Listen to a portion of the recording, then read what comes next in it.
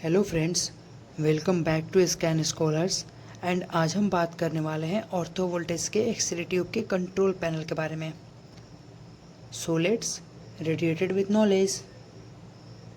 तो सबसे पहले हम ऑर्थो वोल्टेज के इसको कंट्रोल पैनल पर डिस्कस करेंगे, ठीक है। एंड इसके बाद वन बाय वन करके हम इसको सारे कंपोनेंट्स पे भी बात करेंगे, ठीक है। तो सबसे पहले हम इसको इंट्रोडक्शन को देखते हैं। The control panel is the central unit use to operate the ortho voltage machine. तो जो हमारा कंट्रोल पैनल होता है ना, जहाँ से हम ऑर्थो वोल्टेज मशीन के जो एक्सरे ट्यूब है, जहाँ से हाई वोल्टेज रेडिएशन निकलती है, एक्सरे बाहर आती है, तो ये कंट्रोल पैनल ही होता है। वो डिसाइड करता है कि हमें कितने नंबर ऑफ फोटॉन्स चाहिए एंड उसकी पेनिट्रेशन जो पावर है वो कितनी होनी चाहिए, ठीक है। तो कंट्रोल पैनल होता है कि एक सेंट्रल यूनिट जिससे पूरा ऑर्थो वोल्टेज मशीन ऑपरेट किया जाता है, ठीक है।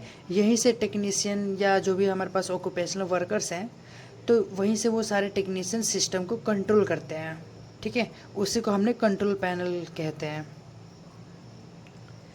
It allows the user to set key exposure parameters like KVP, जिसे हम वोल्टेज भी कहते हैं, MA, milliampere and exposure time.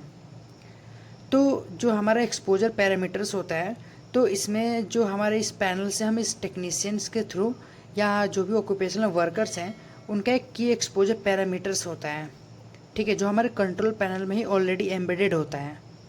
तो उसमें अगर हम इसके एक्सपोजर पैरामीटर्स के बारे में बात करें, तो उस कंट्रोल पैनल में सेटिंग्स होते हैं, जहाँ जैसे कि केवीपी यानी कि voltage and MA milliampere जैसे कि करंट। तो यह एक्सपोजर टाइम, कितने टाइम तक हमें रेडिएशन को ऑन रखना है, ठीक है। तो इन तीनों पैरामीटर्स से डिसाइड होता है कि पेशेंट को कितनी और किस क्वालिटी की रेडिएशन मिलेगी, ठीक है। तो ये KVP and MA and exposure time ये हम कंट्रोल पैनल से ही सेट करते हैं, ठीक है। The panel typically includes knobs, digital displace, buttons and warning indicators for smooth operation. तो पैनल में होता है, कुछ नोब्स होते हैं एंड कुछ डिस्प्लेस भी होते हैं एंड बटन्स एंड कुछ वार्निंग इंडिकेटर्स, जिससे कि मशीन का ऑपरेशन स्मूथ और सेफ बन जाता है, ठीक है। इसी कंट्रोल पैनल से हम क्या करते हैं, इन सब चीज़ों को सेट करते हैं एंड उसके बाद हमारे पास कुछ वार्निंग इंडिकेटर्स भी होते हैं, ठीक है, जिससे कि हमारे पास वो साइन मतलब कि वो इंडिकेट कर देते हैं कि या कुछ गड़बड़ी हुई हो, ठीक है, या फिर अगर मशीन को हमें कुछ वार्निंग देना है, तो ये इंडिकेटर्स क्या होते हैं, ऑन हो जाते हैं, ठीक है, जिससे कि टेक्नीशियन को पता चल जाता है कि कहाँ क्या प्रॉब्लम है। Technicians use the panel to initiate and monitor radiation exposure safety. तो टेक्नीशियन इस पैनल का यूज करके रेडिएशन एक्सपोजर को सेफ्टी स्टार्ट और मॉनिटर करते हैं, ठीक है, ताकि कोई भी गलती ना हो।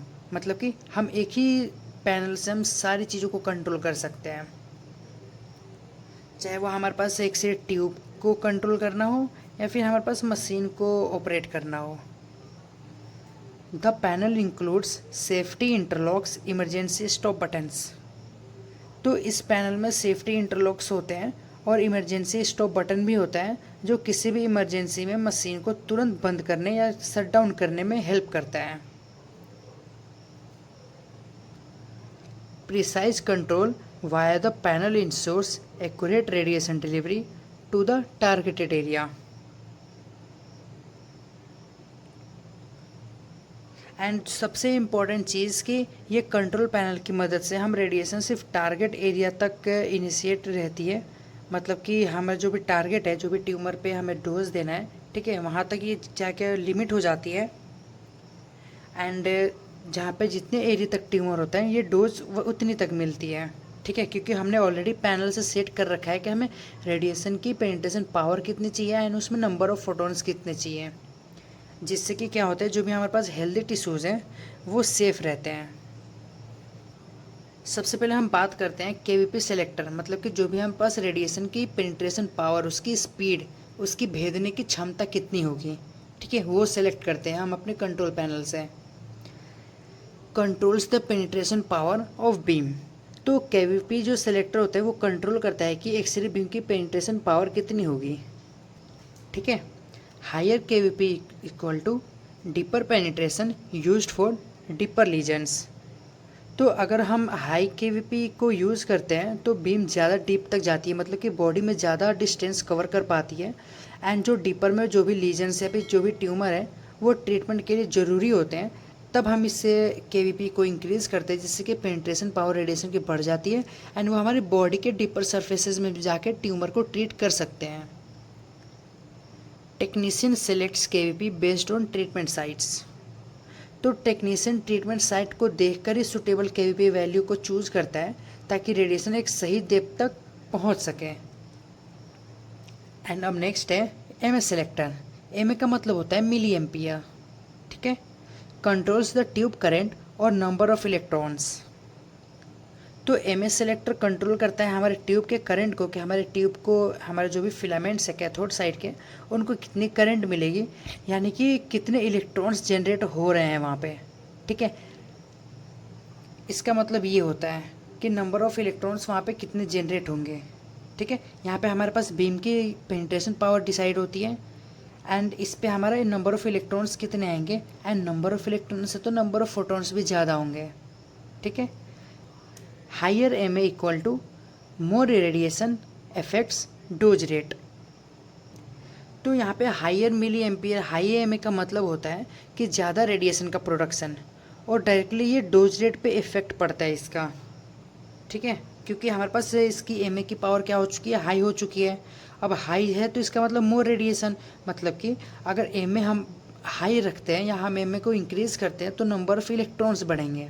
तो जब नंबर ऑफ़ इलेक्ट्रॉन जितने ज़्यादा बढ़ेंगे उतने ज़्यादा एनोड के सरफेस पे स्ट्राइक करेंगे टारगेट पे। अब जितने ज़्यादा इलेक्ट्रॉन से स्ट्राइक करेंगे उतने ज़्यादा नंबर ऑफ़ एक्सरेज के फोटॉन्स प्रोड्यूस होंगे, ठीक है। Maintain dose consistency during exposure. इसका यूज़ डोज कंसिस्टेंसी मेंटेन करने के लिए भी होता है, स्पेशली जब हम एक्सपोजर दे रहे होते पेशेंट को तब, ठीक है। And higher M A equal to higher dose rate, ठीक है। सिंपल सा वर्ड में अगर इंक्रीज़ हम करते हैं एम ए को तो जो भी डोज है वो खुद बढ़ जाती है। एंड अब नेक्स्ट है टाइमर या exposure time control. Sets how long the radiation beam will stay on. तो टाइमर डिसाइड करता है कि रेडिएशन बीम कितनी देर तक ऑन रहेगी, ठीक है। ये टाइम जो होता है यूजुअली सेकेंड्स या मिली सेकेंड्स में होता है और डोज कंट्रोल के लिए बहुत ज़्यादा क्रिटिकल भी होता है।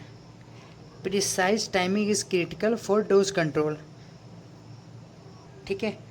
जिससे कि डोज कंट्रोल के लिए बहुत ज़्यादा क्रिटिकल होता है, क्योंकि हमारे पास एक्सपोजर टाइम, जितनी देर तक हम इसको ऑन रखेंगे मशीन को, वो हमारा टाइमर एंड एक्सपोजर टाइम पर डिपेंड करता है, ठीक है। कि इन्वायरमेंट में या फिर हमारे पास जो भी रूम है जहाँ पे ट्रीटमेंट हो रही है और जहाँ पे एक्सरे का प्रोडक्शन हो रहा है, वो हमारा एक्सपोजर टाइम कंट्रोल पे डिपेंड करता है।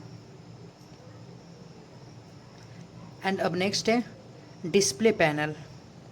Shows current settings, KVP, MA and time.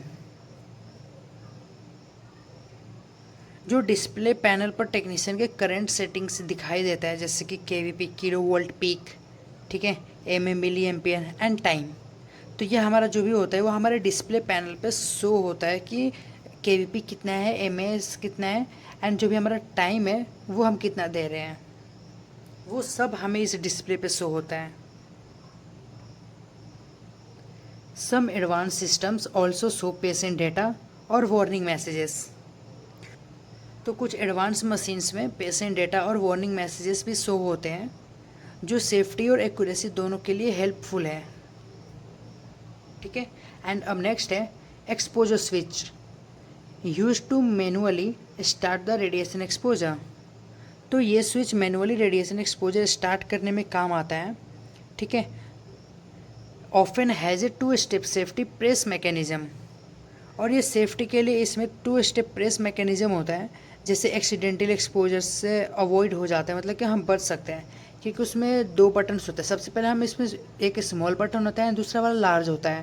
तो जब हम स्मॉल को प्रेस करके रखेंगे तब हमारा ट्यूब रेडी मोड में हो जाता है, मतलब कि इलेक्ट्रॉन्स हमारे बाहर आ चुके हैं, बट उसको हमें पोटेंशियल डिफरेंस को क्रिएट करके हमें स्ट्राइक करवाना है, ठीक है। इसलिए वो बड़ा वाला बटन होता है, एक बार में पहले आप छोटे वाले को प्रेस करोगे एंड देन दूसरे वाला प्रेस होगा, तब जाके हमारी एक्सरे प्रोड्यूस होती है।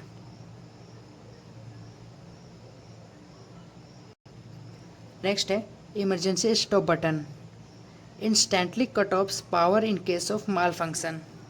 तो जो हमारे पास से इमरजेंसी स्टॉप बटन होता है, ये एक इमरजेंसी के टाइम, मतलब कि इमरजेंसी जब होती है, जब कोई भी हमारे पास इमरजेंसी पड़ गई, तो जो इमरजेंसी स्टॉप बटन होता है, ये इसका मेन रोल ये होता है कि जैसे ही अगर कोई भी गड़बड़ी हुई या कोई भी हमारे पास वहाँ पे मशीन में कोई भी माल फंक्शन हो गया, ठीक है, या हो जाए, तो ये बटन प्रेस करते ही सिस्टम की पावर सप्लाई कट हो जाती है। ठीक है, essential for patient and operator safety. तो ये फीचर हमारे पेशेंट और जो भी हमारे पास टेक्नीशियन या फिर ऑपरेटर हैं, उन दोनों के सेफ्टी के लिए बहुत इंपॉर्टेंट है। ठीक है, एंड अब नेक्स्ट इसके कुछ सेफ्टी फीचर्स के बारे में भी डिस्कस करते हैं। Beam interlock system prevents x-ray emission unless all safety conditions are met. क्योंकि ऑर्थो वोल्टेज मशीन में हमारे पास मल्टीपल सेफ्टी सिस्टम्स होते हैं, ठीक है, जो कि जब तक सारी सेफ्टी कंडीशंस फुलफिल नहीं हो जाती तब तक हम एक्सरे बीम को ऑन नहीं कर सकते हैं। ठीक है, वहाँ पे कुछ डोर्स होते हैं, जब तक प्रॉपरली डोर्स हमारे वो बंद नहीं हो जाते, क्लोज नहीं हो जाते, तब तक हमारे पास रेडिएशन की जो मशीन है ऑर्थो वोल्टेज वो ऑन होंगी ही नहीं। ठीक है, ये सारे चीज़ों को फॉलो करेगी एंड देन वो हमारे पास हमारी जो मशीन होती है वो ऑन होती है। Emergency shut off switch instantly cuts power to the system in case of malfunction और डेंजर। अगर कभी भी हमारे पास से अगर हमारे डिपार्टमेंट में ऑर्थो वोल्टेज मशीन में कोई भी माल फंक्शन हो गया या कुछ भी गड़बड़ी होगी, है ना, तो हमारे पास एक बटन होता है जो इमरजेंसी शट ऑफ स्विच होता है, जिसको प्रेस करने से इंस्टेंटली हमारे पास जो मशीन की पावर सप्लाई होती है वो कट हो जाती है। ठीक है, जिससे भी कोई भी हमारे पास से एक्सीडेंटली कुछ भी अगर प्रॉब्लम वो ना हो। Warning lights and buzzers visual and audible signals during exposure to alert staff and prevent accidental entry. तो जो भी हमारे पास वार्निंग लाइट्स एंड बजर्स होते हैं, तो जब एक्सपोजर चल रहा होता है तो विजुअल और ऑडिबल जो भी साउंड सिग्नल्स होते हैं वो एक्टिवेट हो जाते हैं। ठीक है, ताकि स्टाफ अलर्ट रहे और कोई भी एक्सीडेंटली रूम में एंटर ना करे। ठीक है, timer cut off automatically stops exposure after the set time to avoid over exposure. तो जब भी हम टाइमर सेट करके रखते हैं, तो जैसे क्या होता है कि जब भी जैसे ही हमारे पास एक्सपोजर ख़त्म होता है, ठीक है, तो वो ऑटोमेटिकली क्या होता है, वो पावर ऑफ हो जाता है, मतलब कि वो वहाँ की पावर सप्लाई कट हो जाती है ताकि हमारे पास ओवर एक्सपोजर से बचा जा सके। ठीक है, तो ये था हमारा ऑर्थो वोल्टेज के ट्यूब के हमारे जो भी कंट्रोल पैनल्स होते हैं एंड उनमें क्या क्या होता है उन पे हमने आज डिस्कस किया। ठीक है, तो आज के लिए इतना ही। अब मिलते हैं इसके नेक्स्ट वीडियो में, तब तक के लिए आप लाइक शेयर एंड सब्सक्राइब करो, और समझ आया तो वाओ, नहीं आया तो रिवाइंड कर लो, और हाँ, बेल आइकन को भी प्रेस कर देना ताकि नेक्स्ट वीडियो आती है आपको नोटिफिकेशन मिल जाए। तब तक के लिए stay curious and stay smart.